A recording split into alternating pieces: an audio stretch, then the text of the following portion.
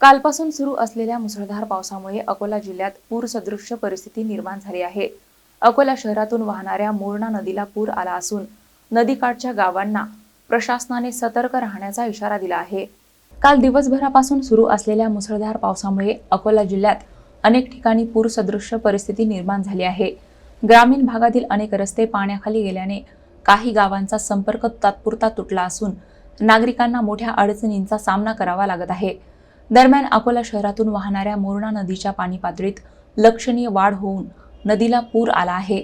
नदीकाठच्या गावांमध्ये सतर्कतेचा इशारा देण्यात आला असून प्रशासन परिस्थितीवर सातत्याने लक्ष ठेवून आहे। नागरिकांनी नदीपात्र, पूल आणि पुराच्या पाण्यातून प्रवास टाळावा, तसेच कोणताही धोका पत्करू नये असे आवाहन करण्यात आले आहे।